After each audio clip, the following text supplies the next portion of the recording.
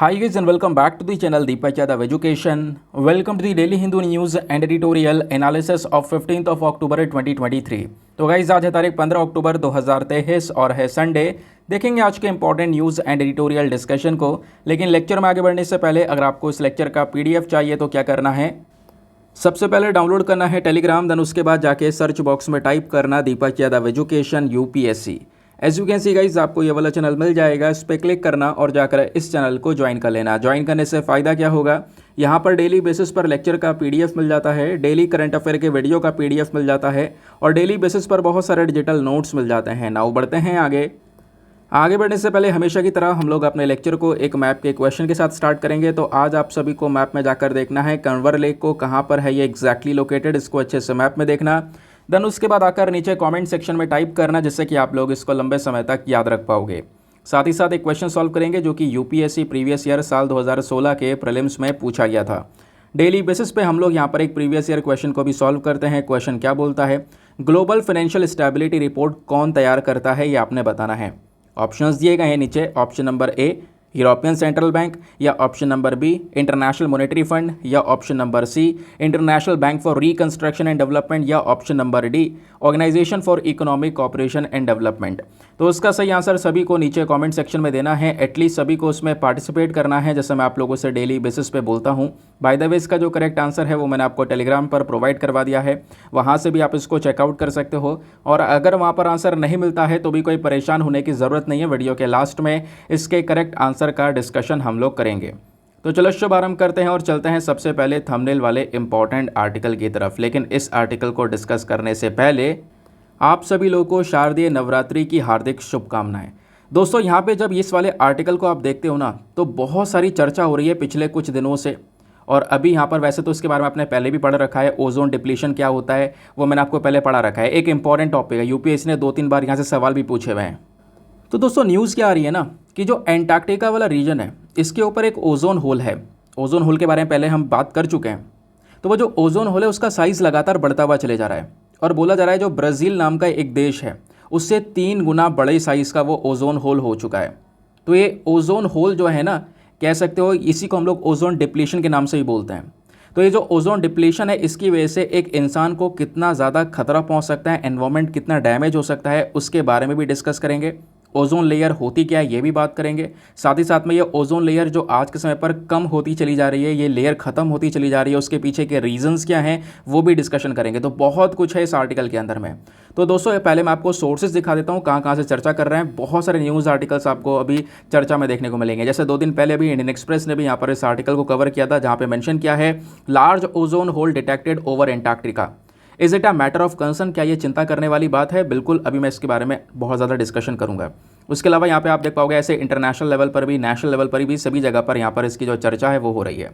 तो ये जो एंटार्क्टिका के ऊपर ये ओजोन पूरा होल पाया गया है, ये किसने डिटेक्ट किया? एक सैटेलाइट जिसका नाम है कोपरनिकस सैटेलाइट, इसी ने यहाँ पर इस बड़े से होल को डिटेक्ट किया। क्या ये वाकई में एक बहुत बड़ा छेद होता है? ये क्या है सिनेरियो, समझते हैं। लेकिन समझेंगे बिल्कुल स्क्रैच से, बिल्कुल बेसिक से।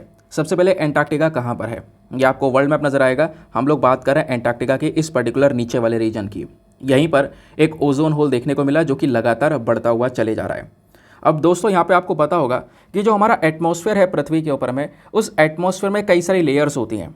जैसे जो सबसे नीचे लेयर होती है उसको बोलते हैं ट्रोपोस्फेयर, जिसमें हम लोग रहते हैं। 0 से लेकर 12 से 18 किलोमीटर तक की दूरी तक वो जो एटमॉस्फेयर रहता है, जो वातावरण है, वो ट्रोपोस्फेयर वाला है, ठीक है। और अब यहाँ पे 18 किलोमीटर से और ऊपर जाना है, 11 से 50 किलोमीटर की ऊंचाई पर अगर आप देखोगे तो आता है stratosphere, then mesosphere, then thermosphere, then exosphere. इस प्रकार से हमारी एटमॉस्फेरिक लेयर्स आपको देखने को मिल जाती हैं।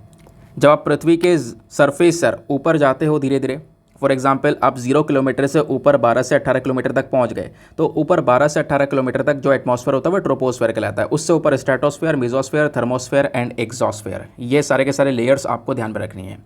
अब जो ओजोन लेयर होती है दोस्तों, वो कौन से वाले लेयर में होती है, ध्यान रखना।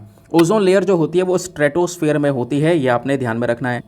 जैसे ये वाला पर्टिकुलर पिक्चर आप यहाँ पर देख सकते हो, ठीक है। ये हमारा सन है, आपको ये सन देखने को मिलेगा। ये सन की जो रेज़ हैं, सूर्य की किरणें जो हैं वो यहाँ पर सीधा पड़ रही हैं हमारे पृथ्वी की साइड पर, ठीक है। अब यहाँ पर जो ये स्ट्रेटोस्फेयर है दोस्तों, इसी स्ट्रेटोस्फेयर में क्या है, हमारी एक ओजोन लेयर देखने को मिलती है। इस ओजोन लेयर का मेन काम क्या है? इस ओजोन लेयर का मेन काम दोस्तों यह है कि हमें ये सूर्य की जो अल्ट्रा वायलेट रेज होती हैं उससे बचाने का काम करती है। ठीक है, ये जो लेयर है ना, ये एक प्रोटेक्टिव लेयर है, या कह सकते हो स्पेशली हमको प्रोटेक्शन प्रोवाइड करवाती है ये लेयर। किससे बचाती है हमको? सूर्य के अल्ट्रा वायलेट रेज से। तो ये सूर्य की जो अल्ट्रा वायलेट रेज हैं, क्या ये खतरनाक हैं? बिल्कुल। जो यूवी रेज हैं वो बहुत ज़्यादा खतरनाक होती हैं, बहुत हार्मफुल होती हैं।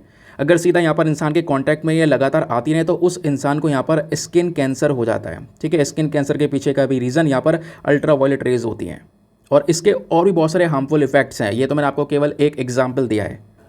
तो इस ओजोन लेयर का मेन काम क्या है कि जो सूर्य से आने वाली अल्ट्रा वायलेट रेज हैं इसको ऊपर रोक देना, हमारे पास यहाँ पर इसका जो हार्मफुल इफेक्ट है वो ना पहुँचाना। ठीक है, इस तरीके से हमारी सुरक्षा करती है। लेकिन दोस्तों आजकल क्या हो रहा है ना, पृथ्वी पर हम इतना ज़्यादा पोल्यूशन कर रहे हैं, इतना ज़्यादा प्रदूषण कर रहे हैं, जिसमें से यहाँ पे क्लोरोफ्लोरोकार्बन्स, हाइड्रोक्लोरोफ्लोरोकार्बन्स हो गए, और भी बहुत सारे यहाँ पर कंपाउंड्स हो गए, बहुत सारी गैसेस हो गई, हार्मफुल गैसेस हो गई, वो सब रिलीज़ हो रही है एनवायरमेंट में। और वो जो पोल्यूशन है वो पोल्यूशन सीधा ऊपर उठ रहा है, और ऊपर उठता उठता वो हमारी ओजोन लेयर को ख़त्म कर रहा है।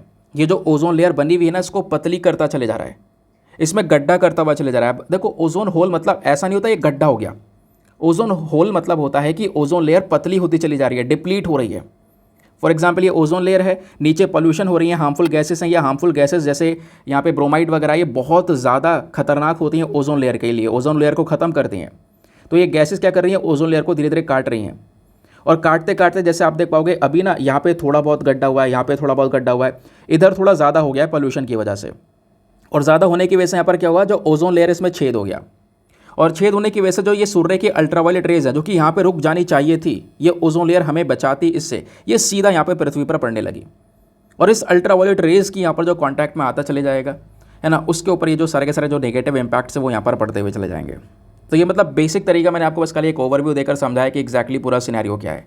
अब असली डिस्कशन शुरू होता है, और यहाँ पे आपको बहुत सारी जानकारी मिल जाएगी। अच्छे से यहाँ पर स्क्रीन पर देखते हुए चलना, नीचे की साइड में सारी इन्फॉर्मेशन है, क्योंकि एग्जाम में अगर कुछ पूछा गया तो आपने यहीं से अपना उत्तर लिखना है। और इसमें हर एक एस्पेक्ट कवर है, यानी इससे बाहर क्वेश्चन, मतलब अगर इस टॉपिक से क्वेश्चन आया तो यहाँ से बाहर नहीं जाएगा। तो आपसे अगर न्यूज़ पूछी जाए तो न्यूज़ देखो पता चल चुका है आपको, एक सैटेलाइट है, ठीक है, एंटार्क्टिका के ऊपर उस सैटेलाइट ने यहाँ पर ये पाया कि एक बहुत बड़ा सा होल देखने को मिला ओजोन लेयर के अंदर में। ओजोन लेयर क्या होती है, होल क्या होता है, इसी वजह से मैंने आपको पहले बेसिक समझा दिया कि अभी बताता हुआ चलूँ तो आपको हाथों हाथ दिमाग में समझ में आ जाए। तो जो सैटेलाइट है वो यूरोप की स्पेस एजेंसी की सैटेलाइट है, जिसका नाम है कोपरनिकस सेंटिनल 5P सैटेलाइट। इसी ने यहाँ पर ये सारा का सारा जो डेटा है वो रिकॉर्ड करके हमको बताया है। ठीक है, अब आगे आते हैं।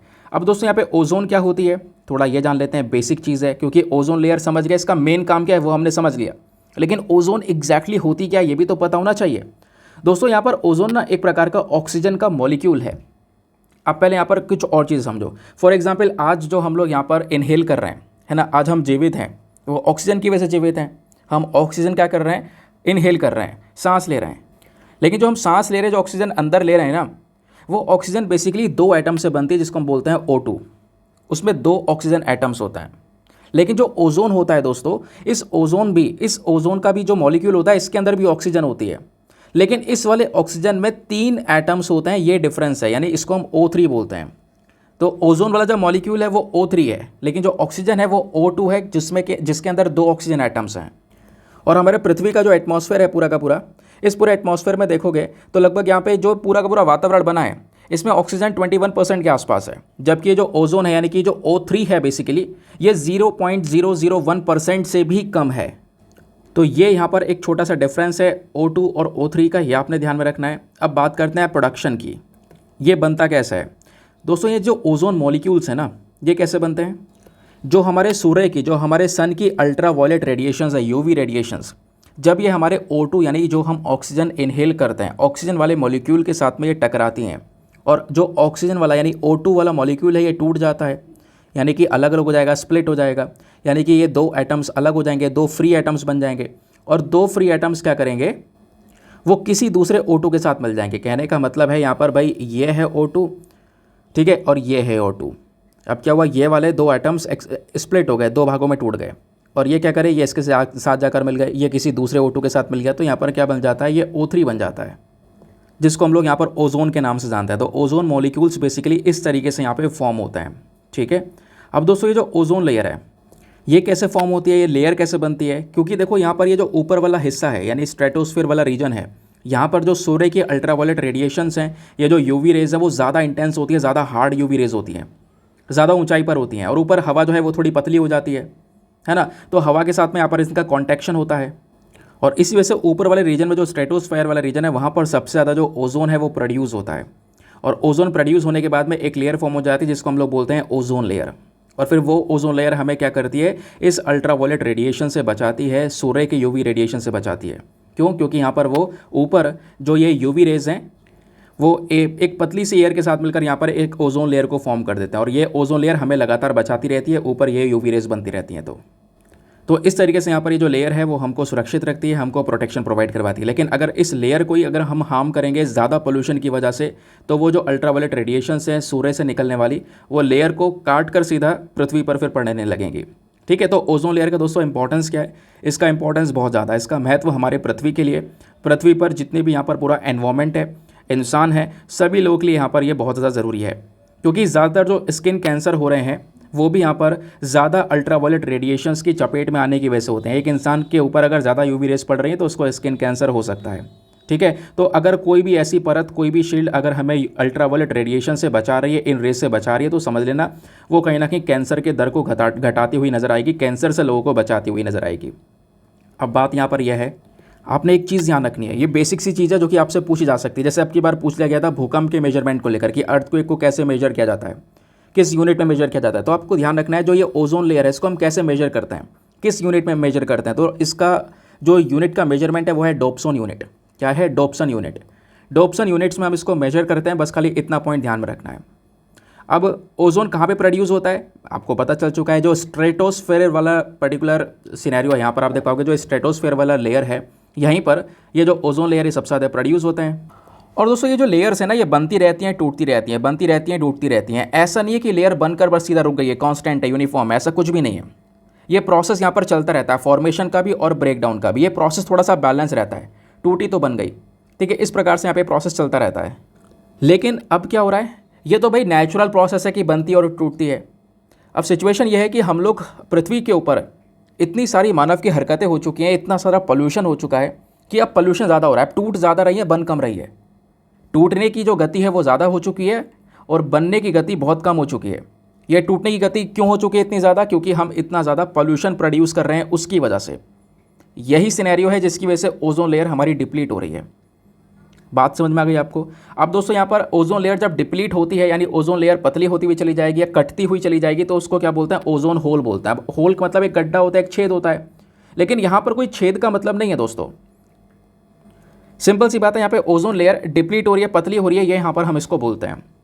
ठीक है, तो ये यहाँ पर सिंपल से एक लाइन भी लिखा हुआ है, इंडियन एक्सप्रेस ने ही मेंशन किया कि ozone hole is not technically a hole where no ozone is present, but it is actually a region of exceptionally depleted zone in the stratosphere over the Antarctica। ठीक है, बस खाली वहाँ पर क्या हो रहा है, स्ट्रेटोस्फीयर वाले रीजन के अंदर में ओजोन लेयर पतली होती हुई चली जा रही है। अब पतली क्यों हो रही है, मेन कारण क्या है? चलो अब ये भी समझ लेते हैं। पहली चीज़ आप कहोगे कि आपने अभी तो बताया प्रदूषण की वजह से यहाँ पर ये डिप्लीट हो रही है, लेकिन आपसे पूछा जा सकता है प्रदूषण में कौन सा केमिकल है, क्योंकि प्रदूषण बहुत सारे प्रकार के हैं, बहुत सारे केमिकल्स एनवायरनमेंट में रिलीज हो रहे हैं। स्पेशली कौन से केमिकल्स है जो हमारी ओजोन लेयर को डिप्लीट कर रहे हैं? तो उसमें दोस्तों यहाँ पर ऐसे केमिकल जिसमें अगर क्लोरीन और ब्रोमीन है, क्लोरीन और ब्रोमीन अगर प्रेजेंट है तो वो काफ़ी घातक हैं। और उससे भी ज़्यादा क्लोरोफ्लोरोकार्बन्स हो गए, हेलोन्स हो गए, कार्बन टेट्राक्लोराइड हो गया, ये कुछ यहाँ पर आपको केमिकल्स देखने को मिलेंगे जिसकी वजह से सीधा सीधा जो हमारी ओजोन लेयर है उसको नुकसान पहुँचता है, वो यहाँ पर डिप्लीट होती हुई चली जाती है। ठीक है, और इसी वजह से हम लोगों ने ओजोन को प्रोटेक्शन प्रोवाइड करवाने के लिए हमने क्या किया है, कई सारे प्रकार के जो स्टेप्स हैं वो भी उठाए। फॉर एग्जांपल 1987 के अंदर में जो मॉन्ट्रियल प्रोटोकॉल है इसको बनाया गया था ताकि ओजोन लेयर को बचाया जा सके, और जो ये हार्मफुल सब्सटेंसेस हम यूज़ कर रहे हैं, इस प्रकार की गैसेस को यूज़ कर रहे हैं, इसका कम से कम ये इस्तेमाल किया जाए या इसको बैन कर दिया जाए। ठीक है, ये बात आपको क्लियर हो गई। दोस्तों ये जो ओजोन होल होता है ना, ये समय समय पर बढ़ता चले जाता है, घटता हुआ चले जाता है। रीज़न क्या था मैंने आपको बताया, फॉर्मेशन ब्रेकडाउन यहाँ पर चलता रहता है, लेकिन आज के समय पर ब्रेकडाउन की स्पीड थोड़ी ज़्यादा हो चुकी है। अब क्वेश्चन यहाँ पर यह है ओजोन होल क्यों होता है, ये भी हम डिस्कस कर चुके हैं कई बार ना। देखो दोस्तों, ओजोन होल क्रिएट होने के पीछे कुछ नेचुरल एक्टिविटीज़ भी हो जाती हैं। फॉर एग्जाम्पल यहाँ पर अभी 2023 की अगर हम बात करें, यानी इस साल ये जो ओजोन होल है ये क्यों बढ़ता चले जा रहा है, इसके पीछे का रीज़न है एक बहुत बड़ा वॉल्केनो। पिछले साल दिसंबर 2022 में दोस्तों एक वॉल्केनो इरप्ट हुआ था, नाम आपको पता होगा हुंगा तोंगा, है ना। ये वॉल्केनो यहाँ पर इरप्ट हुआ था। इस ज्वालामुखी के फटने की वजह से जो इसमें से गैसेस है वो रिलीज़ हुई, लेकिन वो गैसेस इतनी ऊपर तो पहुँचती नहीं है कि भाई स्ट्रेटोस्फीयर तक पहुँच जाए ऊपर, है ना, ऊपर इतने 40 किलोमीटर तक पहुँच जाए, स्ट्रेटोस्फीयर को यहाँ पर डैमेज कर सके। नॉर्मल कंडीशन में तो ऐसा नहीं होता है। लेकिन दोस्तों यहाँ पे क्या हुआ कि इसका प्रेशर अब की बार जो ये ज्वालामुखी फटा था तो एक तो बहुत भयानक विस्फोट था, दूसरा यहाँ पे जो वाटर था ना, यानी इस इरप्शन जैसी ज्वालामुखी फटा, इससे जो बहुत सारा वाटर वेपर है वो सीधा एटमॉस्फेयर में पहुँच गया और उस वाटर का इम्पैक्ट सीधा के सीधा ओजोन लेयर पर पड़ा, अपना केमिकल रिएक्शन क्रिएट किया और इसकी वजह से यहाँ पर जो ये ओजोन लेयर है वो भी डिप्लीट हुई। क्योंकि दोस्तों जो वाटर वेपर ज्वालामुखी से फटकर ऊपर सीधा पहुँचा स्ट्रेटोस्फीयर के अंदर में, वो वाटर वेपर उस भाप के अंदर में ब्रोमीन भी था और साथ ही साथ में आयोडीन भी था। और आपको पता है, भी मैंने आपको बताया, क्लोरीन और ब्रोमीन बहुत ही ज़्यादा खतरनाक केमिकल्स हैं जो कि हमारे ओजोन लेयर को डिप्लीट कर सकते हैं। ठीक है, बाकी अब लास्ट एक क्वेश्चन और आता है, क्या क्लाइमेट चेंज वाकई में हमारे ओजोन होल्स को वापस से डैमेज करता है, मतलब ओजोन होल्स को और ज़्यादा ओपन कर रहा है? बिल्कुल, साइंटिस्ट ने अग्री किया है। देखो वैसे तो इसमें ज़्यादा फोकस नहीं किया, बट फिर भी यहाँ पर साइंटिस्ट ने मेंशन किया कि बिल्कुल ऐसा है। जिस तरीके से पोल्यूशंस बढ़ रहा है, क्लाइमेट चेंज हो रहे हैं, टेम्परेचर इंक्रीज़ हो रहा है, इसकी वजह से यहाँ पर कहीं ना कहीं ओजोन होल के ऊपर भी इम्पैक्ट पड़ रहा है। और सबसे बड़ी बात, एक रिसर्च हुई थी और 2020 के अंदर में जो ओजोन होल था ना, 2020 में भी ओजोन होल तेज़ी से बढ़ रहा था। उसके पीछे का रीज़न था ऑस्ट्रेलिया के अंदर जो आग लगी थी, वो ऑस्ट्रेलिया में एक बहुत भयानक आग लगी थी, जिसकी वजह से यहाँ पर टेम्परेचर यहाँ पर बढ़ा, कई सारी हार्मफुल गैसेस रिलीज़ हुई, जिसकी वजह से यहाँ पर दोस्तों इसका जो इम्पैक्ट है वो सीधा सीधा ओजोन लेयर के ऊपर पड़ा। तो आई होप आपको ये जो बात है वो अच्छे से समझ में आ चुकी है। ये आपने आर्टिकल समझा, कुछ पिक्चर्स देखी, बैकग्राउंड डेटा समझा। ये जो बैकग्राउंड डेटा जो आपको पीछे का डिस्कस किया गया ना स्क्रीन पर नीचे की साइड में, वो सबसे ज़्यादा इंपॉर्टेंट है। वहीं से जो है क्वेश्चन बन जाता है यूपीएससी के अंदर में, आपने ध्यान में रखना है। जैसे भी मैंने आपको मॉन्ट्रियल प्रोटोकॉल के बारे में पढ़ा है, तो मॉन्ट्रियल प्रोटोकॉल को लेकर भी यूपीएससी सवाल पूछ चुका है। ठीक है, ध्यान रखना, वो ओजोन लेयर से संबंधित है। नाउ आगे आते हैं नेक्स्ट आर्टिकल पर। अच्छा, एक मिनट रुक जाओ, नेक्स्ट आर्टिकल पर बढ़ने से पहले एक डिफरेंस और है, क्योंकि एक बेसिक चीज़ और रह जाएगी, उसको भी कवर कर लेते हैं। दोस्तों ओजोन लेयर भी दो प्रकार की होती हैं, एक होता है गुड ओजोन और एक होता है बैड ओजोन। कहोगे अच्छा, पढ़ा होगा आपने पहले भी। देखो क्या होता है इन दोनों के बीच में डिफरेंस, मैं आपको समझाता हूँ। जो ऊपर यानी स्ट्रेटोस्फेयर के अंदर में ओजोन लेयर प्रेजेंट होती है, जो हमें सूर्य के अल्ट्रावायलेट रेस से बचा रही है। अब ऑब्वियस सी बात है, सन की अल्ट्रावायलेट रेस से हमको बचा रही है, हमको सुरक्षित दे रही है, हमको सुरक्षा कर रही है मेरी, तो अच्छी चीज़ हो गई ना वो। तो वो यहाँ पे क्या है, ऊपर वाली जो लेयर है वो गुड ओजोन है। लेकिन एक लेयर यहाँ पे हम अपने पृथ्वी के अंदर अंदर अपने ट्रोपोस्फीयर वाले एटमॉस्फेयर बना रहे हैं। जिस एटमॉस्फेयर में हम रह रहे हैं ना, वहाँ पर भी एक ओजोन लेयर बन रही है। कैसे? पोल्यूशन की वजह से, गाड़ी मोटर से कई सारा नाइट्रोजन ऑक्साइड निकलना, बहुत सारा वॉलेटिकल ऑर्गेनिक कंपाउंड का यूज़ करना जो पेंट्स वगैरह में होता है और कई सारे केमिकल्स में होता है। तो इन सब गैसेस का रिलीज़ होता है यहाँ पर, कहाँ पर? हमारे ट्रोपोस्फीयर में, जिस एनवायरनमेंट में हम रह रहे हैं। तो उससे भी एक ओजोन बन रही है, लेकिन वो ओजोन खतरनाक वाली ओजोन है, वो बैड ओजोन है, वो पोल्यूटेड ओजोन है। जो ऊपर वाली स्ट्रेटोस्फीयर वाली ओजोन होती है वो प्रोटेक्टिव होती है, लेकिन नीचे जो इसमें हम रह रहे हैं वहाँ पे जो ओजोन बनती है वो हार्मफुल होती है। ये बस खाली यहाँ पर गुड ओजोन और बैड ओजोन के बीच का एक डिफरेंस है ना। दोस्तों आगे आते हैं, लेकिन लेक्चर में आगे बढ़ने से पहले एक इंपॉर्टेंट इन्फॉर्मेशन, अगर आप लोग हमारे पेड ग्रुप्स को ज्वाइन करना चाहते हो तो आपके पास में बढ़िया चांस है इसको ज्वाइन करने का। इस पेड ग्रुप में आपको क्या प्रोवाइड करवाया जाता है? डेली बेसिस पे जो करंट नोट्स के पीडीएफ वगैरह हैं वो सब कुछ आपको प्रोवाइड करवाया जाता है। यानी कि जैसे ही आप यहाँ पे इस ग्रुप को ज्वाइन करोगे तो यहाँ पे दोस्तों इस लेक्चर का जो भी बैकग्राउंड डेटा होता है, क्योंकि क्वेश्चन जो बनेगा वो बैकग्राउंड इन्फॉर्मेशन बनेगा, आर्टिकल हमारे लिए ज़्यादा इंपॉर्टेंट होता नहीं है। ठीक है, तो वो सारा का सारा डेटा दोस्तों आपको एक A4 साइज़ की शीट में प्रोवाइड करवाया जाता है। एक सिंपल सी यहाँ पर शीट होती है, एक सिंपल सा PDF होता है, जिसके अंदर में आपको वो सारा का सारा कंटेंट, बैकग्राउंड कंटेंट प्रोवाइड करवाया जाता है। वो कंटेंट आपका हिंदी और इंग्लिश दोनों भाषाओं में होता है, दोनों भाषाओं में। ठीक है, और अच्छी बात यहाँ पर यह कि चाहो तो आप लोग यहाँ पर उस शीट का प्रिंट आउट भी निकलवा सकते हो, PDF का प्रिंट आउट निकलवा सके अपने पास में रख सकते हो। तो नोट्स बनाने की जो टेंशन है वो खत्म हो जाती है। होता नहीं है यार, हमारे नोट्स तैयार नहीं हो रहे हैं, कुछ करंट अफेयर छूट गया, नहीं छूट गया, है ना, ये प्रॉब्लम्स भी रहती हैं। डेली बेसिस पे कवर करना काफ़ी मुश्किल हो जाता है। तो वो जो ग्रुप है उस ग्रुप में सीधा सीधा सारा कंटेंट डाला जा रहा है डेली बेसिस पे। सारे PDFs पड़े हुए हैं, पिछले 1 साल के PDFs आपको मिल जाएंगे। और वैसे ये वाले प्रिंटेबल फॉर्म के जो PDFs हैं वो आपको 10 जून से मिल जाएंगे, 10 जून 2023 से, हिंदी और इंग्लिश दोनों में। तो अगर आप नेक्स्ट ईयर के लिए भी प्रिपेयर करना चाहते होंगे तो भी आपको यहाँ पर वो सीधा ग्रुप हेल्प कर जाएगा। उसमें आपको 1 साल तक के जो करंट अफेयर्स के नोट्स वगैरह हैं वो सब मिल जाएंगे। और दोस्तों इस ग्रुप को ज्वाइन करने का जो अमाउंट है कोई ज़्यादा अमाउंट नहीं है, just 499 for the lifetime access. आपने केवल और केवल एक बार खर्चना है ये पैसा, 499। और जब तक आपका सिलेक्शन नहीं हो जाता तब तक आप उस ग्रुप को ज्वाइन करके रख सकते हो। जितना भी यहाँ पर आपको कंटेंट प्रोवाइड करवाया जाएगा, जितने भी बेनिफिट्स होंगे उन सबको आप अवेल कर सकते हो। और इस ग्रुप को ज्वाइन करने का प्रोसेस क्या है, सीधा व्हाट्सएप पर जाओगे और वहाँ पे जाके आपने एक नंबर टाइप करना है 8534873368। इस नंबर पर मैसेज कर देना कि हाँ मुझे ग्रुप ज्वाइन करना है। आपको वहाँ पे पेमेंट का प्रोसेस बताया जाएगा और पेमेंट के प्रोसेस से ज़्यादा इंपॉर्टेंट डेमो वीडियो का लिंक मिलेगा। पूरे डेमो वीडियो को आप अच्छे से देख सकते हो कि एक्जैक्टली उस ग्रुप में आपको क्या क्या प्रोवाइड करवाया जा रहा है, कैसे आपको वो कंटेंट हेल्प कर सकता है। फिर वो सब कुछ यहाँ पर देखने के बाद में अपने आप को सेटिस्फाई करने के बाद में जाकर आप यहाँ पे इन्वेस्टमेंट कर सकते हो। ठीक है, आगे आते हैं। आगे बढ़ने से पहले यार मेक श्योर करना वीडियो पे जो लाइक का बटन है उसको प्रेस कर देना। एक छोटा सा यार टारगेट है हमारा 5000 प्लस लाइक्स का, प्लीज़ आप इसको सपोर्ट कर सकते हो जैसा डेली बेसिस पे करना होता है। साथ ही साथ में आप मेरे साथ में इंस्टाग्राम पे भी जुड़ सकते हो। इंस्टाग्राम पे जाना, दीपक यादव एजुकेशन लिखना, मेरा प्रोफाइल मिलेगा जहाँ पे ऑलरेडी 13,000 से ज़्यादा लोग जुड़ चुके हैं। आप भी जुड़ सकते हो ना। दोस्तों आते हैं नेक्स्ट इंपॉर्टेंट आर्टिकल पर। जैसा आपको पता है संडे है, संडे में एडिटोरियल नहीं आते, साइंस एंड टेक का पेज आता है। तो साइंस एंड टेक के पेज पर एक रिलेवेंट न्यूज़ को कवर किया गया है जो कि हमने अभी तक कवर नहीं की है, इस वजह से मैंने लिया भी है इसे। अफगानिस्तान के अंदर हमने देखा अभी 7 अक्टूबर 10 अक्टूबर को भयंकर भूकंप आया। भूकंप इतना खतरनाक था कि हज़ारों लोगों की जान गई। वैसे आप देखते होंगे कहीं पर भी अगर ऐसा इंसिडेंट होता है तो घायल ज़्यादा होते हैं, मृत्यु कम होती है। यहाँ पर जान लोगों की ज़्यादा गई है। 2500 से ज़्यादा लोगों की जान जा चुकी है। आप इमेजिन करो भूकंप की वजह से, मलबे के अंदर दब के, और 2000 से ज़्यादा लोग आज के समय पर वहाँ पे घायल हैं। तो ये सिनेरियो है, ऑब्वियस सी बात है, बहुत ही ज़्यादा दर्दनाक सिनेरियो हमको देखने को मिल जाता है अफगानिस्तान से। तो 7 अक्टूबर यानी सैटरडे को सुबह सुबह 11 बजे के आसपास कह सकते हो यहाँ पे एक भूकंप आता है। ठीक है, और उसके बाद फिर से यानी 2 दिन छोड़कर 10 तारीख को फिर से यहाँ पर एक बहुत बड़ा भूकंप आता है। और दोनों भूकंप ने काफ़ी ज़्यादा बड़ी तबाही की है।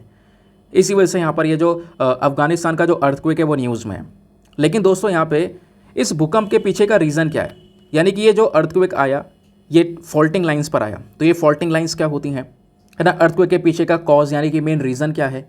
अफगानिस्तान की लोकेशन यहाँ पर एक सबसे बड़ा रीज़न है दोस्तों। अफगानिस्तान यहाँ पे एक फॉल्ट लाइन पर स्थित है जिसकी वजह से यहाँ पे भूकंप सबसे ज़्यादा आते हैं। ठीक है, तो ये पूरा का पूरा आर्टिकल का एक बहुत ही ज़्यादा इंपॉर्टेंट एनालिसिस मैं करूँगा और बहुत लंबा चलेगा ये। मैं आपको अर्थक्वेक के बारे में पूरा का पूरा चैप्टर पढ़ा दूंगा आपकी ज्योग्राफी का। आप प्लीज़ बहुत ध्यान से सुनना, आपका पूरा का पूरा पोर्शन खत्म हो जाएगा अर्थक्वेक का। अगर आप यहाँ से पढ़ लोगे ये टॉपिक, आप किताब पर जाओगे, जीसी ले आओगे, कोई भी किताब उठाओगे, आपको पढ़ने की ज़रूरत ही नहीं पड़ेगी। और मैं आपको बता दूं अर्थक्वेक को लेकर 2023 में भी आपकी बार जो हमारी वेव्स होती हैं अर्थक्वेक की, प्राइमरी वेव, सेकेंडरी वेव, इसको लेकर यूपीएससी ने सवाल पूछा हुआ था। ठीक है, आपको याद होगा। एनीवे स्टार्ट करते हैं डिस्कशन को। आते हैं बैकग्राउंड डेटा पर। ये बैकग्राउंड डेटा देखो तो न्यूज़ क्या है, 6.3 मैग्नीट्यूड का, 6.3 मैग्नीट्यूड अपने आप में बहुत ज़्यादा कह सकते हो भयंकर और डिज़ास्टरस अर्थक्वेक हम इसको बोल सकते हैं। ये कहाँ पे आया, अफगानिस्तान के अंदर में जो हेरात प्रोविंस है, हेरात प्रोविंस से थोड़ी सी दूरी पर हमको ये देखने को मिला। ठीक है, और ये जो हेरात प्रोविंस है ये जगह भी पूरी तरह से हिल चुकी थी, कांप गई थी 6.3 मैग्नीट्यूड की वजह से। और ये जो यहाँ पर हेरात है, हेरात से थोड़ी दूर जैसे मैंने आपको बोला कि और ज़्यादा भयंकर जो सिचुएशन है वो यहाँ पे देखने को मिली है। और मैं आपको बता दूं अफगानिस्तान के अंदर में ये जो अर्थक्वेक है इसकी पूरी सीरीज़ लगी पड़ी है। बहुत सारे अर्थक्वेक हमको देखने को मिलते हैं और हर साल कई हज़ारों लोगों की जान जाती है इस भूकंप की वजह से। मैं आपको एक डेटा बताता हूँ, पिछले 10 सालों में अफगानिस्तान में 1000 से ज़्यादा अर्थक्वेक्स आ चुके हैं जो कि बहुत ज़्यादा हैवी हैं, जिनको कह सकते हो कि यहाँ पर कहा जा सकता है कि हाँ ये एक डिज़ास्टर क्रिएट कर सकते हैं। आप इमेजिन करो पिछले 10 साल में 1000 से ज़्यादा अर्थक्वेक्स, ये कुछ ज़्यादा नहीं हो गया नंबर।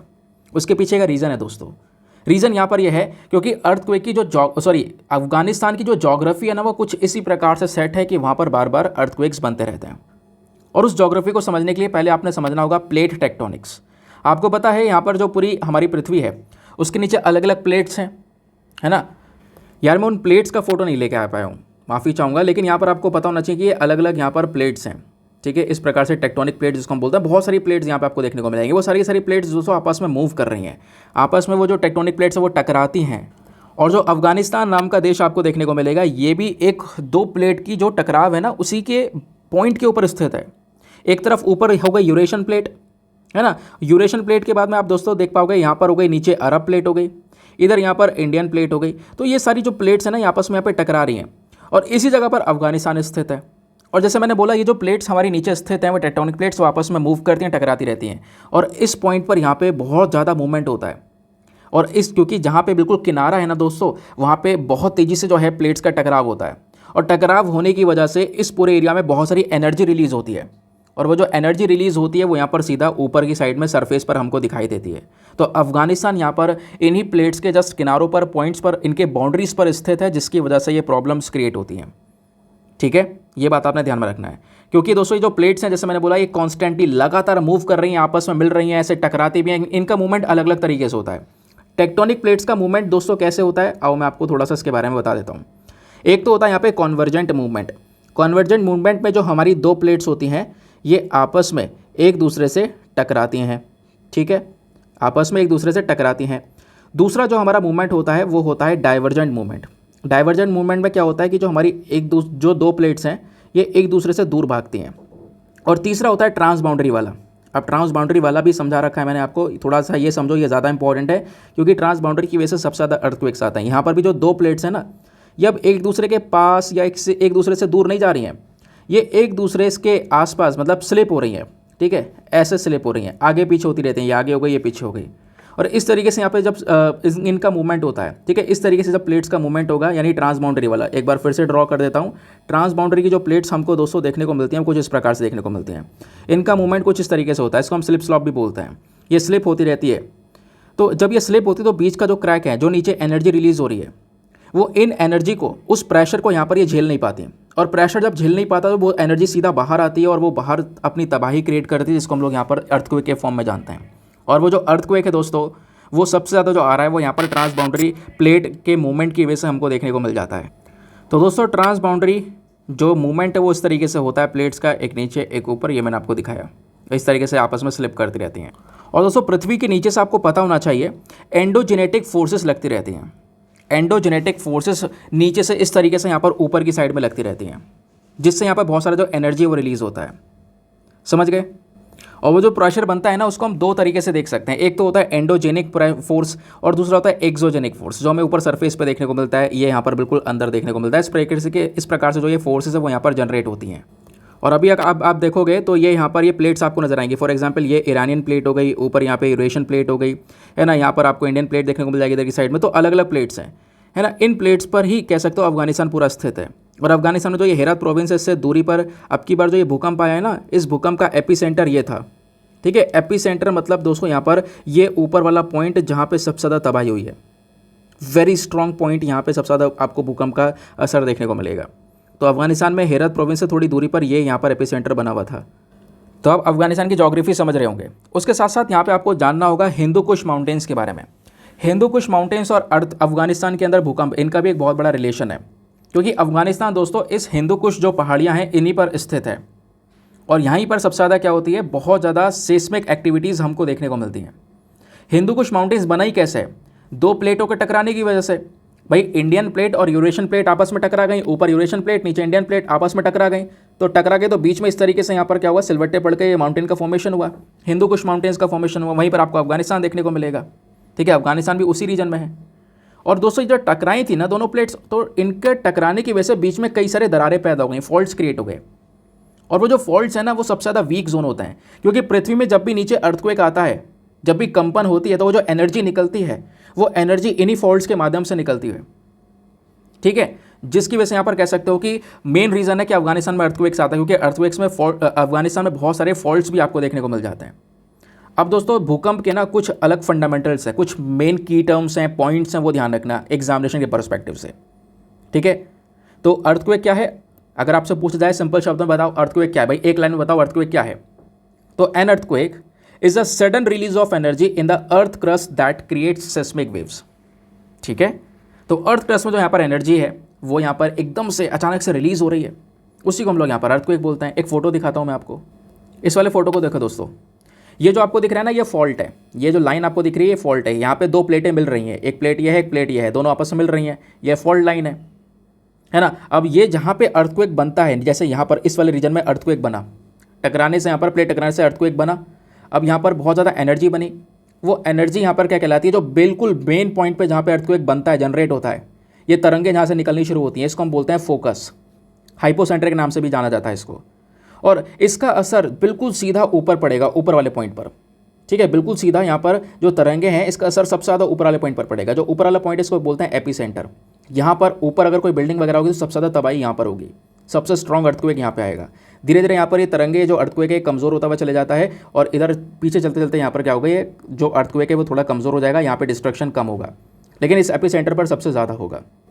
तो अब यहाँ पे थोड़ा सा टर्म्स जान लेते हैं, अलग अलग टर्म्स इंपॉर्टेंट है। फॉर एग्जाम्पल एपी सेंटर क्या होता है, the point on the surface of the earth directly above the focus of an earthquake.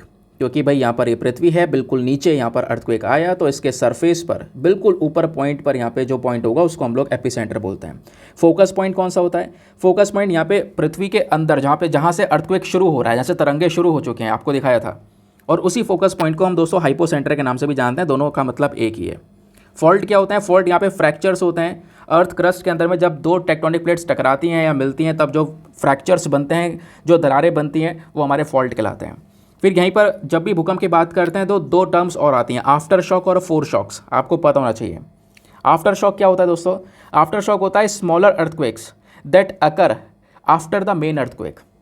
यानी भाई यहाँ पर देखो तो एक ऐसा होता है कि एक बहुत बड़ा भूकंप आया, भारी भरकम भूकंप आया, ठीक है, अब बहुत भयंकर भूकंप आया था, उसके बाद छोटे छोटे और भी भूकंप आ गए, छोटे छोटे और झटके लगने लगे बड़े भूकंप के बाद में, तो उसको बोलते हैं आफ्टर शॉक। एक होता है फोर शॉक। फोर शॉक मतलब पहले बहुत थोड़े थोड़े भूकंप आएंगे, छोटे छोटे भूकंप आएंगे कम मैग्नीट्यूड के, फिर एक ही बार में बहुत बड़ा भूकंप आएगा, उसको बोलते हैं हम लोग फोर शॉक। और यहीं पर अर्थक्वेक से रिलेटेड दो टर्म्स और आती हैं। क्या टर्म्स आती हैं, सेस्मोग्राफ एंड सेस्मोलॉजी, ये ध्यान रखना। सेस्मोग्राफ क्या होता है, सेस्मोग्राफ दोस्तों एक इंस्ट्रूमेंट होता है, एक यंत्र होता है जिससे हम भूकंप को मापते हैं, भूकंप कितना खतरनाक था, ठीक है, भूकंप को मापा जाता है। और सेस्मोलॉजी क्या कहलाता है, सेस्मोलॉजी मतलब भूकंप का अध्ययन करना, the scientific study of earthquake, इसको बोलते हैं सेस्मोलॉजी। तो ये टर्म्स आपको एनसीईआरटी में मिल जाएंगी, वो भी मैंने यहाँ पर आपको मेंशन कर दी हैं। अब लास्ट पॉइंट और बचा है दोस्तों भूकंप के अंदर, फिर हमारा पूरा चैप्टर ही फिनिश हो जाएगा। ये क्या है, जब भी हम अर्थक्वेक की बात करते हैं तो यहाँ पर तीन वेव्स देखने को मिलती हैं दोस्तों। जहाँ से ये अर्थक्वेक बनता है ना, नीचे से तीन वेव्स रिलीज होती हैं। एक होती है प्राइमरी वेव, एक होती है सेकेंडरी वेव और एक होती है सरफेस वेव। सरफेस वेव को हम लोग लॉन्ग वेव्स के नाम से भी जानते हैं, नहीं एल वेव्स के नाम से भी जानते हैं, ठीक है। तो सेस्मिक वेव्स क्या है, वेव्स मतलब ये तरंगे।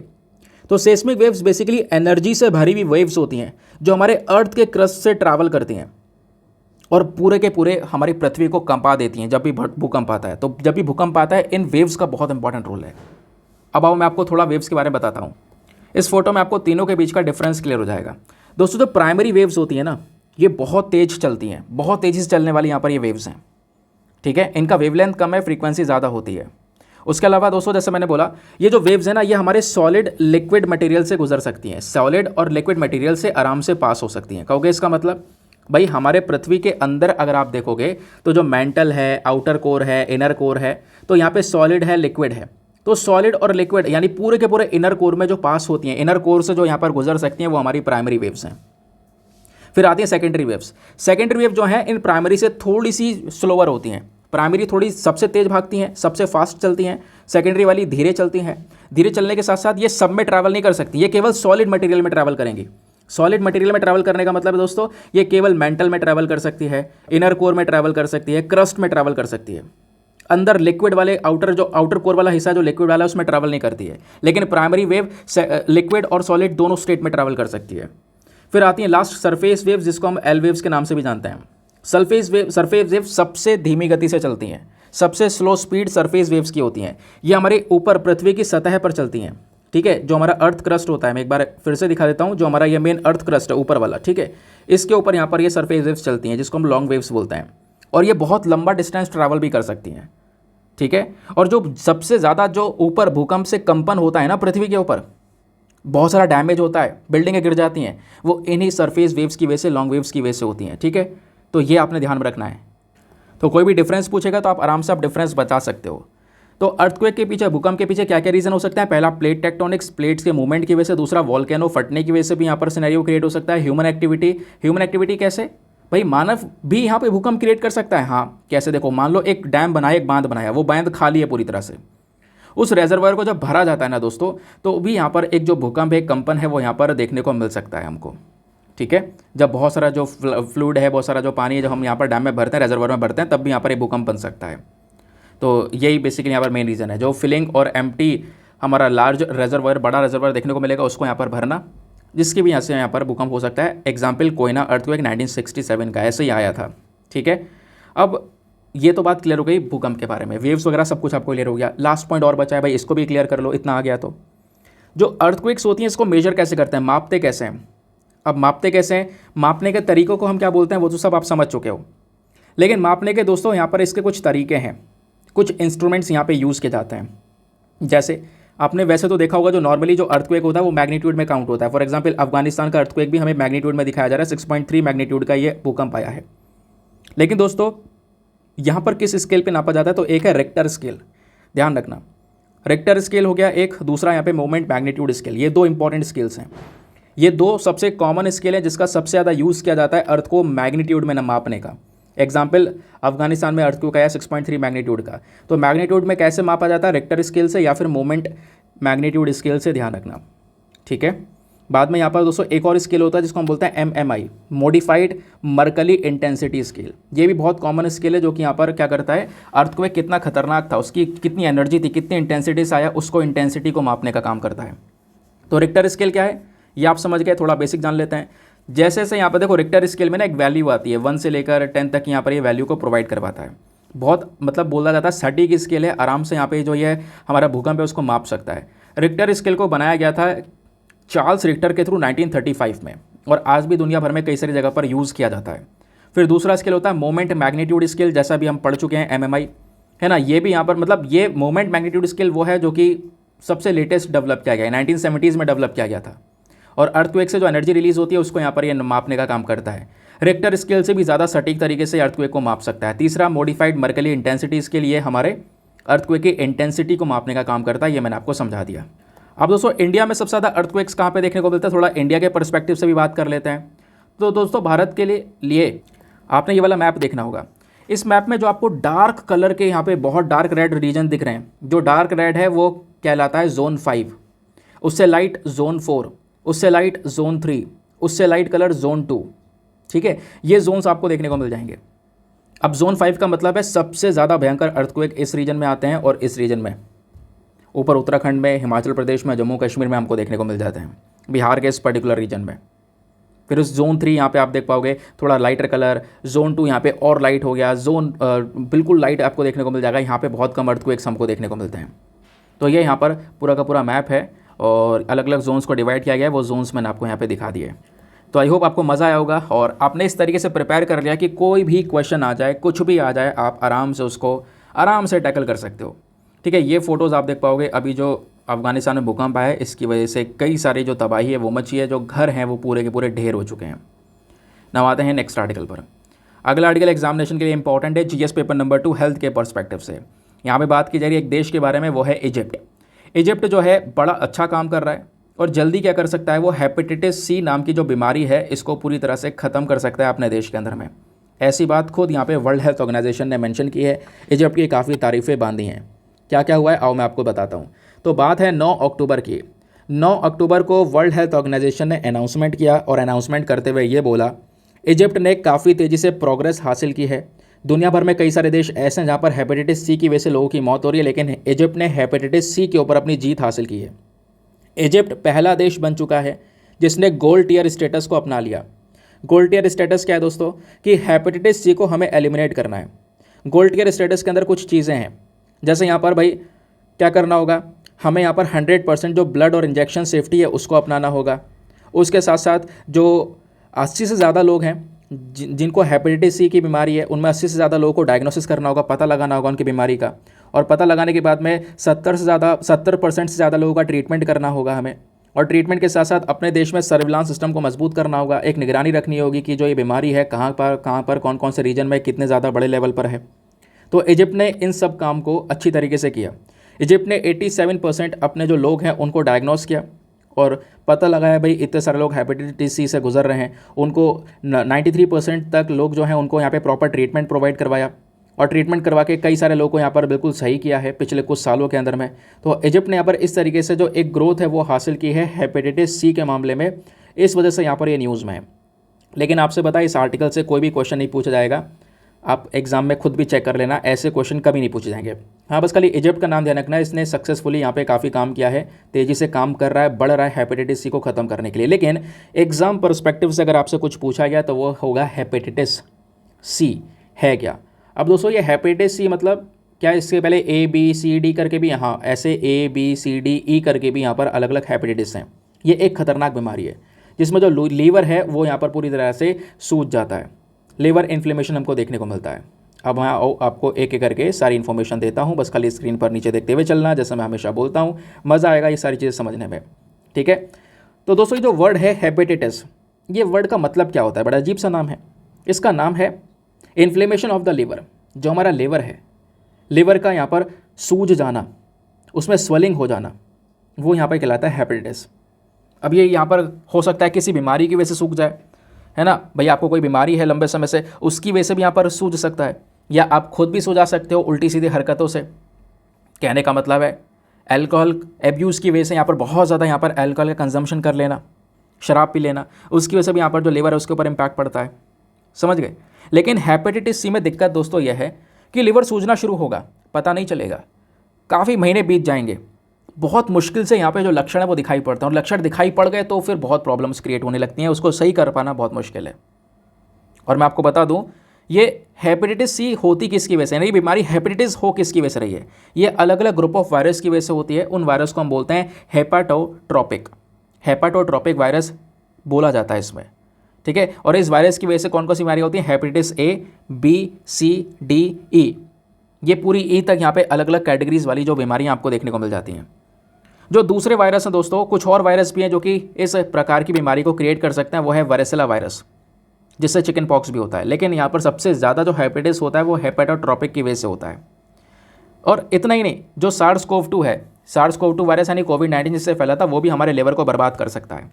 या उसके अलावा कुछ और चीज़ें भी हैं भाई, कुछ दवाइयाँ हैं, एल्कोहल अब्यूज़ अभी मैं आपको बता ही रहा था, है ना, अल्कोहल का गलत उपयोग करना, बहुत ज़्यादा उपयोग कर लेना, इससे भी जो हमारा लिवर है उसमें फैट जमा हो सकता है, उससे फैटी लिवर हेपेटाइटिस जैसी प्रॉब्लम हो जाएगी। या कोई ऑटो इम्यून प्रोसेस है जिसमें जो बॉडी है वो खुद से एंटीबॉडीज़ बना रही है और हमारे लिवर को सीधा अटैक कर रही है, उससे भी यहाँ पर हेपेटाइटिस हो सकती है। तो ये हेपेटाइटिस की प्रॉब्लम्स इतनी तेज़ी से बढ़ सकती है, इसके पीछे के रीजंस क्या हो सकते हैं वो मैंने आपको बताया। अब दोस्तों हेपेटाइटिस के प्रकार कितने होते हैं वो भी आपने समझा, ए बी सी डी ई। अब एक एक करके इनके बारे में थोड़ा थोड़ा डिस्कस कर लेते हैं, कहीं से भी क्वेश्चन बने तो आप आराम से इसको हैंडल कर सको, ये सिनेरियो होना चाहिए। तो पहला यहाँ पर है हेपेटाइटिस ए वायरस। तो ए वाले की बात करेंगे तो इसमें भी क्या होगा, सीधा हमारा जो लिवर है वो सूजेगा, और इसमें जो सूजन है वो कम भी हो सकती है और कभी कभी बहुत ज़्यादा खतरनाक भी हो सकती है कि इंसान की मृत्यु हो जाए। ये बीमारी यहाँ पर फैल सकती है गंदा खाना खाने की वजह से, या गंदा पानी पीने की वजह से, या किसी पर्सन से डायरेक्ट कॉन्टैक्ट की वजह से भी। ज़िंदगी भर रहने वाली बीमारी आपको ये देखने को मिल जाएगी, लेकिन इसको ट्रीट किया जा सकता है क्योंकि इसके लिए वैक्सीन अवेलेबल है, सेफ़ और इफेक्टिव वैक्सीन अवेलेबल है जो कि हेपेटाइटिस ए से बचाती है लोगों को। Now number 2, hepatitis B. ये बी वायरस क्या है, ये भी एक वायरल इन्फेक्शन है, ये भी सीधा हमारे लिवर को अटैक करता है। और ये बीमारी को भी अगेन इसमें भी एक 2 लेवल है, एक तो यहाँ पर फिर भी कमज़ोर बीमारी हो सकती है इंसान को, एक होती है बहुत खतरनाक बीमारी लग सकती है। ये ट्रांसमिट हो सकती है मदर से बच्चे में, ठीक है, जो माँ है, माँ से यहाँ पर बच्चे के अंदर बीमारी जा सकती है जब यहाँ पर माँ एक बच्चे को जन्म दे रही होती है उस प्रोसेस के दौरान, या अर्ली चाइल्डहुड में भी यहाँ पर जा सकती है, अनसेफ इंजेक्शन की वजह से, ठीक है, किसी और का इंजेक्शन आपने दूसरे में लगा दिया, सेक्स के दौरान भी, यानी कोई जो पार्टनर है वो इन्फेक्टेड है, ठीक है, तो उससे सेक्स के दौरान भी यहाँ पर जो बीमारी है वो फैल सकती है। तो ये बात हो गई यहाँ पर हेपेटाइटिस बी की। लेकिन हेपेटाइटिस बी को भी यहाँ पर दोस्तों वैक्सीन के माध्यम से कंट्रोल किया जा सकता है। तीसरी है हेपेटाइटिस सी, जिसके बारे में अभी हम ऊपर डिस्कशन कर ही रहे थे। तो ये जो वायरस है हेपेटाइटिस सी, इसमें भी 2 कैटेगरीज हैं, एक तो खतरनाक हो सकती है बीमारी, एक होता है नॉर्मल भी हो सकती है, यानी जो बीमारी है वो कम भी हो सकती है, ज़्यादा खतरनाक हो सकती है, ज़्यादा खतरनाक में लीवर कैंसर भी हो सकता है, इतनी खतरनाक हो सकती है हेपेटाइटिस सी। और यहाँ भाई ये ब्लड बॉर्न वायरस है, इसमें बहुत सारी यहाँ पर जो इन्फेक्शन है वो यहाँ पे बॉडी में आकर होता है, बहुत सारे इन्फेक्शन हमको देखने को मिलते हैं, और वो इन्फेक्शन हो रहे हैं क्यों, और वो जो इन्फेक्शन दोस्तों एक इंसान के जब यहाँ पर हो रहा है, पैदाइशी यहाँ पर बीमारी देखने को मिल रही है, तो क्या होगा, वो जो कहीं ना कहीं अगर वो ब्लड देगा किसी और पर्सन को, क्योंकि उसके खून में फैल चुका है, तो वो किसी और को देगा तो उसको भी हो सकता है। सेक्सुअल प्रैक्टिस की वजह से भी यहाँ पर हेपेटाइटिस सी ट्रांसमिट हो सकती है एक पर्सन से दूसरे पर्सन के अंदर में, ठीक है। लेकिन इसके लिए भी कुछ मेडिसिन हैं, डायरेक्ट एक्टिंग एंटीवायरल मेडिसिन, ये कुछ दवाइयाँ आपको दोस्तों देखने को मिल जाती हैं जो कि यहाँ पर हेपेटाइटिस सी को जो इन्फेक्शन है इससे 95% पर्सन जो है इससे ठीक हो सकते हैं, आप ऐसा कह सकते हो, ठीक है। वैसे यहाँ पर इसकी कोई वैक्सीन नहीं है, बस खाली दवाई है, एंटीवायरल मेडिसिन है। इसकी कोई प्रॉपर वैक्सीन आपको देखने को मिलती नहीं है हेपेटाइटिस सी की। फिर बात आती है हेपेटाइटिस डी वायरस। ये भी एक वायरस है जिसकी वजह से अगेन ये यहाँ पर कह सकते हो हेपेटाइटिस बी की ही एक कॉपी है। दुनिया में 5% लोग यहाँ पर केवल अफेक्टेड हैं हेपेटाइटिस डी की वजह से। तो बी और डी दोनों साथ में मिलकर कह सकते हो दोनों एक दूसरे से रिलेटेड हैं। एक कॉमन इन्फेक्शन यहाँ पर इन दोनों को बोला जा सकता है। दोनों ही बीमारी को ठीक किया जा सकता है इम्यूनाइजेशन के प्रोसेस के माध्यम से। फिर है हेपेटाइटिस ई वायरस। इसमें भी यहाँ पर लीवर का इन्फेक्शन, देखो हेपेटाइटिस मेनली यहाँ पर लीवर के इन्फेक्शन से संबंधित है। ये फैल सकती है गंदे पानी पीने की वजह से। और हमारे पास में हेपेटाइटिस ई की बीमारी को ठीक करने के लिए भी वैक्सीन है। सभी के लिए वैक्सीन है, बट हेपेटाइटिस सी के लिए कोई प्रॉपर वैक्सीन नहीं है, ठीक है। उसके लिए कुछ एंटीवायरल मेडिसिन हैं। लेकिन दोस्तों जो हेपेटाइटिस ई है, लास्ट वाला जो ये ई वाला वायरस है, इसका जो ये इन्फेक्शन है, इसकी मेडिसिन तो है, इसकी वैक्सीन है, लेकिन वो वैक्सीन चाइना के अंदर में लाइसेंस है आज के समय पर, बाकी कहीं पर भी ये अवेलेबल नहीं है। लेकिन हमारी भारत सरकार ने भी हमारे देश के अंदर में हेपेटाइटिस जैसी प्रॉब्लम को टैकल करने के लिए, इससे लड़ने के लिए कई सारे प्रकार के जो इनिशिएटिव्स हैं वो स्टार्ट कर रखे हैं। उन इनिशिएटिव्स के बारे में दोस्तों आपको पता होना चाहिए। जैसे पहला है national viral hepatitis control program. इस प्रोग्राम का मेन मकसद यही है कि भाई 2030 तक हेपेटाइटिस नाम की बीमारी को पूरी तरह से खत्म कर देना। फिर दूसरा है इंडिया का यूनिवर्सल इम्यूनाइजेशन प्रोग्राम। इसमें भी जो हेपेटाइटिस बी है इसको रखा गया है, और यहाँ पर मेन फोकस हमारा यहाँ पर यह है कि एक free of cost vaccine provide करवाना, ताकि लोगों को ये वैक्सीन दी जा सके हेपेटाइटिस की सी के खिलाफ, ये जो हेपेटाइटिस बी है इसके खिलाफ, ठीक है। और कई सारी बीमारियों से भी यहाँ पर वो वैक्सीन जो है वो लोगों को बचा सकेगी। तो ये तो हमारा पर्टिकुलर आर्टिकल। आई होप आपको अच्छे से इन सभी चीज़ों के बारे में पता चल चुका है। हेपेटाइटिस क्या होता है, ABCDE क्या होता है, कैसे हो रहा है, क्या किसके लिए दवा है, किसके लिए नहीं है, सब कुछ ऑलरेडी हम लोगों ने यहाँ पर डिस्कस कर लिया है। चलो आते हैं उसके बाद में अगले आर्टिकल की तरफ। नेक्स्ट आर्टिकल इंपॉर्टेंट होने वाला है दोस्तों। इजराइल का मिसाइल डिफेंस शील्ड को लेकर एक सेपरेट आर्टिकल है, जहाँ पर बताया गया है कि इजराइल का एक सिस्टम है आयरन डोम सिस्टम। ये बहुत ज़्यादा न्यूज़ में है भाई। आपको पता है ना, इजराइल और गाज़ा पट्टी के बीच में ये वॉर जो है स्टार्ट हुआ, वॉर चल रहा है। तो गाज़ा पट्टी के साइड से पिछले कुछ समय पर 5000 से ज़्यादा रॉकेट दागे गए एक साथ। अब एक साथ कुछ रॉकेट दागे गए, उसमें से कुछ रॉकेट तो हवा में मार के गिरा दिया इजराइल ने, लेकिन कुछ रॉकेट सीधा इजराइल के अंदर गिरे, जिसकी वजह से लोगों की जान गई। लेकिन जो हवा में मार के गिरा दिया रॉकेट, कैसे? क्योंकि इजराइल के पास में एक सिस्टम है, डिफेंस शील्ड है, जिसको बोलते हैं आयरन डोम। लेकिन दोस्तों अब की बार आयरन डोम फेल होता हुआ नजर आया है, क्योंकि कई सारे रॉकेट इसने मार के गिराए, कई सारे रॉकेट मार के गिरा नहीं पाया, जिसकी वजह से लोगों की जान गई। तो फेल हुआ। उसकी वजह से यहाँ पर ये चर्चा में है आयरन डोम क्या होता है, कैसे काम करता है, वो समझेंगे। और आयरन डोम जैसा सिस्टम भारत के पास में भी है, जो हम लाइन ऑफ एक्चुअल कंट्रोल पर लगा सकते हैं, या LOC के लिए हम लोग परचेज कर रहे हैं रशिया से, वो कौन सा सिस्टम है वो भी डिस्कस करेंगे। बहुत कुछ दोस्तों इस आर्टिकल के अंदर में है। मतलब आप सोच रहे होंगे हल्का फुल्का आर्टिकल, लेकिन बहुत ज़बरदस्त है और एग्जामिनेशन में क्वेश्चन बन सकते हैं। जैसे एक बार बराक मिसाइल को लेकर पूछ लिया था कि भारत ने बराक मिसाइल कौन से देश से परचेज़ किया है, वो इजराइल से परचेज़ किया था हमने। तो क्या है आयरन डोम सिस्टम, आओ शुरुआत करते हैं। आयरन डोम सिस्टम दोस्तों एक short range ground to air defence system है। क्योंकि ये क्या मतलब है, ग्राउंड टू एयर मतलब ज़मीन से सीधा हवा में यहाँ पर ये मिसाइल को छोड़ने का काम करता है, ठीक है। ऐसा सिस्टम है, सिंपल सी बात है।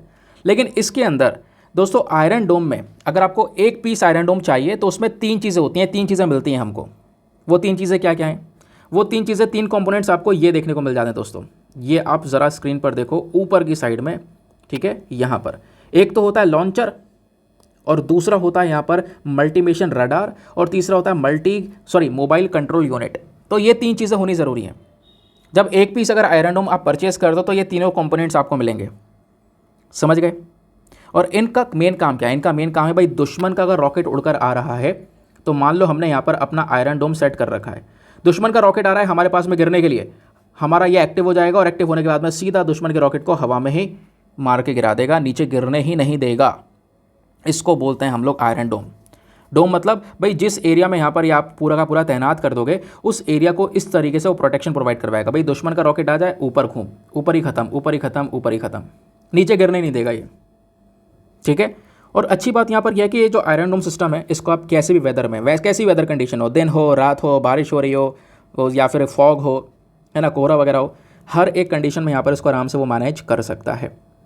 इसको किसने बनाया, इतना खतरनाक सिस्टम? इस डोम सिस्टम को यहाँ पे बनाया गया था दोस्तों, इजराइल की यहाँ पर एक कंपनी है Rafael advanced defence system and Israel Aerospace Industries. इन्होंने यहाँ पर इसको तैयार किया, 2011 में इनको रखना स्टार्ट किया। राफेल ने यह भी क्लेम किया कि जो ये आयरन डोम सिस्टम है ये 90% से ज़्यादा इफेक्टिव है, इसका सक्सेस रेट 90% से ज़्यादा है। एक साथ 2000 रॉकेट्स को भी मार के गिरा सकता है। एक्सपर्ट्स ने यहाँ पे अग्री किया, इसको यहाँ पर चेक करके बताया भाई 80% तो यहाँ पर है सक्सेस रेट इसका, इतना बढ़िया तरीके से ये काम करता है। तो अब दोस्तों थोड़ा समझ लेते हैं काम करता कैसे है। तो आयरन डोम में सिस्टम में 3 कंपोनेंट्स होते हैं, number 1 radar, number 2 weapon control और नंबर 3 मिसाइल फायर। रडार का मेन काम क्या होता है भाई, बाहर से अगर कोई थ्रेट आ रहा है, भाई बाहर से रॉकेट आ रहा है, हमें पता कैसे चलेगा, दुश्मन ने रॉकेट दाग दिया, हमें पता कैसे चलेगा, तो वो पता लगाने के लिए, दुश्मन के उस रॉकेट को ट्रैक करने के लिए, जो आने आ रहा खतरा है उसको पकड़ने के लिए रडार रखा जाता है। ठीक है, खतरे को ट्रैक करने के लिए यहाँ पे एक रडार रख दिया हम लोगों ने, ये आप देख पाओगे, ये रडार रख दिया गया। फिर होता है एक वेपन कंट्रोल, ये एक battle management weapon control system आपको यहाँ पर देखने को मिल जाएगा। यानी ये पूरा का पूरा रास्ता तय करेगा, भाई जो हम यहाँ से मिसाइल मारेंगे, जो ऊपर से आ रहा है, दुश्मन का मिसाइल आ रहा है, उसको मारने के लिए एक पूरा पाथ तो चेक किया जाएगा ना, भाई इस पाथ से जाना है, पूरी ट्रैजेक्टरी चेक करेगा। तो वो सारा काम यहाँ पर हमारा मोबाइल कंट्रोल यूनिट करता है। फिर लास्ट में मिसाइल फायर रखा जाएगा, मिसाइल फायर यानी कि लॉन्चर। और लॉन्चर क्या करेगा, जब सब कुछ सेट हो जाएगा, हाँ दुश्मन का रॉकेट आ रहा है, रडार ने पकड़ लिया, मोबाइल कंट्रोल यूनिट ने रास्ता तय कर दिया, अब उस रास्ते पे यहाँ पर ये जो लॉन्चर है वो रॉकेट छोड़ देगा, दुश्मन के रॉकेट को हवा में गिरा देगा। तो इस तरीके से यहाँ पर ये पूरा का पूरा जो सिस्टम है वो काम करता है, ध्यान रखना। इसको बोलते हैं हम लोग आयरन डोम। और आयरन डोम की ही तरह दोस्तों हमारे पास में भी कुछ सिस्टम्स हैं, भारत के पास में इसके कुछ ऑल्टरनेटिव्स हैं। कैसा ऑल्टरनेटिव है, पहला है S-400। S-400 का नाम आपने सुना होगा, नहीं सुना है, चलो मैं आपको थोड़ा सा बताता हूँ। ये भी इसी की तरह है, ये आप देख पाओगे, ये है S-400, लेकिन ये रशिया से परचेज़ किया है हमने। किससे परचेज़ किया, रशिया से। ये इजराइल का नहीं है, रशिया का है। और हम परचेज़ क्यों कर रहे हैं, रीज़न यह है कि भाई हम भी अपने बॉर्डर पर रखेंगे। ये जो बॉर्डर आप देख पा रहे हो, ठीक है, ये यहाँ पर इंडिया का बॉर्डर है दोस्तों। अब ये जो बॉर्डर आपको दिख रहा है, इधर यहाँ पर पाकिस्तान है, इधर यहाँ पर चाइना है, भाई है ना, ये जो कंट्रीज़ हैं इनके साथ में रिलेशंस हमारे अच्छे नहीं हैं। तो ये जो आप बड़े बड़े गोले देख रहे हो, यहाँ पे जो गोले बनाए गए हैं, एक गोला ये, एक ये, यहाँ पे हम अपने क्या करेंगे, इस S-400 सिस्टम को रख देंगे। और अगर पाकिस्तान का भी रॉकेट दागता है तो हमारा ये सिस्टम एक्टिव होगा और सीधा यहाँ पर पाकिस्तान के रॉकेट को हवा में मार के गिरा देगा। तो यह है S-400 सिस्टम। भारत ने ऑलरेडी $5.3 बिलियन का जो एक अग्रीमेंट है, यानी लगभग 40,000 करोड़ रुपए का एक डील हमने रशिया से साइन की है। रशिया से हम 5 S-400 इस प्रकार के एयर डिफेंस मिसाइल सिस्टम को परचेज़ कर रहे हैं। ठीक है, बात दोस्तों समझ में आ गई। आगे आते हैं, अब थोड़ा सा और यहाँ पे इसके बारे में बात करते हैं। ये तो बात हो गई हमारी S-400 सिस्टम की। उसके अलावा क्या भारत ने अपना भी खुद का सिस्टम बनाया है कोई? हाँ, इंडिया का भी है, जैसे Prithvi air defence and advance air defence, इसका ये नाम है। तो ये भी डबल टायर सिस्टम आपको देखने को मिलेगा। इसमें भी यहाँ पर लैंड और सी बेस्ड इंटरसेप्टर मिसाइल्स हैं।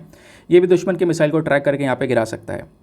ऐसे यहाँ पर एक और सिस्टम है भारत का, वो है Ashwin advance air defence interceptor missile. ये भी हमारे DRDO ने खुद से बनाया है। ये भी यहाँ पर लो altitude supersonic ballistic missile interceptor है। ये जो मिसाइल है इसका अपना खुद का मोबाइल लॉन्चर है, डेटा लिंक है, बहुत कुछ है। ट्रैकिंग वगैरह करने के बाद में दुश्मन के मिसाइल को यहाँ पर गिरा सकता है, लेकिन इतने ज़्यादा इफेक्टिव नहीं है। तो अभी यहाँ पर जो सबसे ज़्यादा रिलायबल हैं दुनिया भर में सिस्टम इस तरीके से, तो वो यहाँ पर इजराइल का सिस्टम है आयरन डोम। दूसरा यहाँ पर S-400 सिस्टम भी काफ़ी ज़्यादा रिलायबल माना जाता है। ठीक है, तो आई होप दोस्तों आपको ये बात अच्छे से समझ में आ चुकी है। इजराइल का आयरन डोम को लेकर अगर कोई भी प्रश्न पूछा जाएगा, आप आराम से उसको हैंडल कर सकते हो। चलिए आते हैं अगले आर्टिकल पर, और आज के लास्ट आर्टिकल पर। डिस्कशन काफ़ी लेंदी हो गया, लेकिन बहुत ज़्यादा रेलिवेंट डिस्कशन था। आर्टिकल्स कम थे लेकिन इन्फॉर्मेशन ज़्यादा है दोस्तों। कोई बात नहीं, हमें ऐसे लेकर चलना है। सारे वीडियोस आपको डिटेल्स में ही प्रोवाइड करवाए जाते हैं। और ये जो आर्टिकल है, यहाँ पे बात की जा रही है इंडियन ओशन रिम एसोसिएशन के बारे में। इंपॉर्टेंट टॉपिक, UPSC यहाँ से सवाल पूछ चुका है। हुआ क्या है, तो रिसेंटली यहाँ पर न्यूज़ ये निकल कर आई है कि भैया जो श्रीलंका है, श्रीलंका को चेयरमैनशिप मिल चुकी है इंडियन ओशन रिम एसोसिएशन की। इंडियन ओशन रिम एसोसिएशन में ये जो कंट्रीज़ आपको दिख रही हैं, ये सारे के सारे देश यहाँ पर इस ग्रुप का हिस्सा हैं। ठीक है, अब इस ग्रुप का हिस्सा है तो यहाँ पर श्रीलंका भी इसका हिस्सा है। इंडियन ओशन के आसपास जो इंडियन ओशन से बाउंड्रीज लगाने वाले सारे के सारे, तो श्रीलंका के पास में चेयरमैनशिप आ चुकी है आने वाले 1-2 साल की, किसकी, इस पर्टिकुलर बॉडी की। इस वजह से ये न्यूज़ में। तो यहाँ पर वो समझाया गया कि ये जो इंडियन ओशन रिम एसोसिएशन है ये क्या है, कैसे ये बना। उसके बाद यहाँ पर नेक्स्ट पॉइंट में बताया गया ये हमारे लिए मैटर क्यों करता है, इंडियन ओशन के लिए क्यों मैटर करता है। तीसरा यहाँ पे बनाया गया कि इंडियन ओशन रिम एसोसिएशन का स्पेशल फोकस किस चीज़ के ऊपर होता है। तो ये 3 पॉइंट्स यहाँ पे आपने डिस्कस करने हैं, और तीनों पॉइंट्स को लेकर जो रेलिवेंट इन्फॉर्मेशन, जो तथ्य हैं, वो सारे के सारे आपको यहाँ पर मिल जाएंगे। बस खाली आपने स्क्रीन पर हमेशा की तरह नीचे देखना है। चलो शुरू करते हैं। इंडियन ओशन रिम एसोसिएशन, खबर क्या है, श्रीलंका के पास में IORA की चेयरमैनशिप आ चुकी है। 2023 से लेकर 25 तक ये चेयरमैनशिप भारत के श्रीलंका के पास में रहेगी।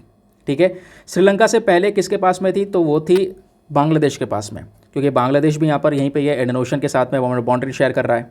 ठीक है, तो ये भी इसका हिस्सा है। तो बांग्लादेश के पास में भी चेयरमैनशिप थी 2021 से लेकर 2023 तक। अब 2023 से लेकर 25 तक श्रीलंका के पास में आ जाएगी। अब दोस्तों ये इंडियन ओशन रिम एसोसिएशन है क्या, फटाफट ये डिस्कस कर लेते हैं। ये जो IORA है, इसका आइडिया किससे आया? इसका आइडिया साउथ अफ्रीका के उस समय के जो प्रेसिडेंट हुआ करते थे, नेल्सन मंडेला जी, आपने सुना होगा नाम। साउथ अफ्रीका के जो नेल्सन मंडेला थे, ये इंडिया आए थे 1995 में, और उसी दौरान यहाँ पर इस ग्रुप को इंडियन ओशन रिम एसोसिएशन को बनाया गया। ये जो Indian Ocean Rim Association initiative है दोस्तों, इसको स्टार्ट किया गया मार्च 1995 में, और इस प्रकार की बॉडी बनाई गई। और ये पूरा कॉपरेशन क्या कहलाने लगा? Indian Ocean Rim Association for Regional Cooperation. इस नाम से हम इसको 1997 तक जानने लगे। तो आज के समय पर इसके अंदर कितने मेंबर्स हैं दोस्तों? तो आज के समय पर इंडियन ओशन रिम एसोसिएशन में टोटल 23 मेंबर्स हैं। 23 मेंबर हैं, 11 डायलॉग पार्टनर है। डायलॉग पार्टनर ज़्यादा इंपॉर्टेंट, मेंबर्स होते हैं, 23 मेंबर्स हैं। वो 23 मेंबर्स कौन कौन सा, वो फटाफट यहाँ पर एक नज़र मारते हैं। Australia, Bangladesh, Comoros, France, Indonesia, Iran, Kenya, Madagascar, Malaysia, Maldives, Mauritius, Mozambique, Oman, seashell, Singapore, Somalia, south Africa, Sri Lanka, Tanzania, Thailand, United Arab emirate और येमेन। फटाफट मैप में देखते हैं इसको। तो ये सब देश आपको यहाँ पर देखने को मिलेंगे। Iran, UAE, Oman, Yemen, Kenya, Tanzania, Mozambique, south Africa, Madagascar, Mauritius, Singapore, Comoros, seashell, Sri Lanka, Malaysia, Thailand, Indonesia, Australia, Bangladesh और इंडिया। ये सब कंट्रीज़ यहाँ पर इंडियन ओशन के आसपास है। और ये यहाँ पर जो आपको समुद्र दिख रहा है बीच में, ये कहलाता है पूरा का पूरा इंडियन ओशन। बात क्लियर हो गई? तो ये तो 23 मेंबर्स हो गए। बाकी इसके 11 पार्टनर्स हैं। 11 डायलॉग पार्टनर में देखोगे तो ये सारे पार्टनर्स हैं। नाम बस खाली ध्यान में रख सकते हो। ये दूर हैं सारे के सारे, ठीक है, इंडियन ओशन से दूर हैं। बाकी इंडियन ओशन रिम एसोसिएशन का जो हेडक्वार्टर है वो कहाँ पर है? मॉरिशस में इसका हेडक्वार्टर है। और दोस्तों यहाँ पर ये जो बॉडी है, इसका मेन फोकस किस चीज़ के ऊपर है, किस चीज़ के ऊपर ये स्पेशल ध्यान देता है? तो आओ मैं आपको कुछ टॉपिक्स बताता हूँ। तो दोस्तों इंडियन ओशन रिम एसोसिएशन कुछ टॉपिक्स के ऊपर ध्यान रखता है, यानी कि जो हमारी समुद्र की यानी इंडियन ओशन की सिक्योरिटी है उसको ध्यान में रखता है ना। वहाँ पे जो टूरिज़्म है उसको प्रमोट करने के ऊपर ध्यान रखता है। व्यापार, ट्रेड और इन्वेस्टमेंट के ऊपर फोकस करता है। उसके अलावा ये जितने भी देश हैं इस IORA के अंदर में, इनके बीच में टेक्नोलॉजिकल कॉपरेशन, साइंस के बीच में कॉपरेशन कराना, जो फिशरीज सेक्टर है उसका मैनेजमेंट करना, ब्लू इकॉनमी को प्रमोट करना, कोई डिजास्टर आता है इन देशों के अंदर में तो आपस में एक दूसरे से मिलकर मैनेज करना, वेमेन इकोनॉमिक एम्पावरमेंट के ऊपर काम करना। तो ये सारे के सारे पॉइंट्स है जिसके ऊपर में इंडियन ओशन रिम एसोसिएशन अपना एक स्पेशल फोकस रखता है। इन सभी पॉइंट्सों के ऊपर में काम करता है, क्योंकि दोस्तों जो इंडियन ओशन है वो एक बहुत बड़ा रीजन है। इंडियन ओशन दुनिया का तीसरा सबसे बड़ा सागर है, सबसे बड़ा यहाँ पे समुद्र देखने को मिलेगा। ठीक है, यहाँ से बहुत सारा व्यापार होता है, यहाँ से बहुत सारे ट्रेड रूट्स आपको निकलते हुए नजर आएंगे। मैं आपको बता दूं कि दुनिया के जो आधे से ज़्यादा कंटेनर शिप्स हैं जिसमें सामान रख के भेजा जाता है इधर से उधर, जो कंटेनर्स यहाँ पे लोड करे जाते हैं जहाज़ों के अंदर, वो जहाज़ आधे से ज़्यादा यहीं से निकलते हैं। ठीक है, दुनिया का जो सबसे ज़्यादा कार्गो ट्रैफिक है, ठीक है, यानी कि जो सामान निकलता है इधर से उधर, यहाँ पे सबसे ज़्यादा ट्रैफिक भी यहीं पर जनरेट होता हुआ नज़र आता है। दुनिया का सबसे ज़्यादा ऑयल शिपमेंट भी आपको यहीं पे देखने को मिलेगा। तो इंडियन ओशन हमेशा से ही केवल इंडिया के लिए नहीं पूरे दुनिया के लिए इंपॉर्टेंट है। इंडियन ओशन एक बहुत महत्वपूर्ण लाइफलाइन है दुनिया भर के व्यापार के लिए और ट्रांसपोर्टेशन सेक्टर के लिए। और दोस्तों यहीं पर एक और कॉमन चीज़ मैं आपको बताऊंगा। बात यहाँ पर यह है कि जो हमारा इंडियन ओशन है ये इकलौता ओशन है पूरे दुनिया में इकलौता ओशन है जो कि किसी देश के नाम के ऊपर है। जैसे हम यहाँ हमारे देश का नाम इंडिया है तो हम लोग क्या कर रहे हैं, इंडियन ओशन को इंडियन ओशन के नाम से जान रहे हैं। ऐसा कोई दूसरा ओशन नहीं देखने को मिलेगा पूरे दुनिया में जो किसी पर्टिकुलर कंट्री के नाम के ऊपर हो। समझ गए?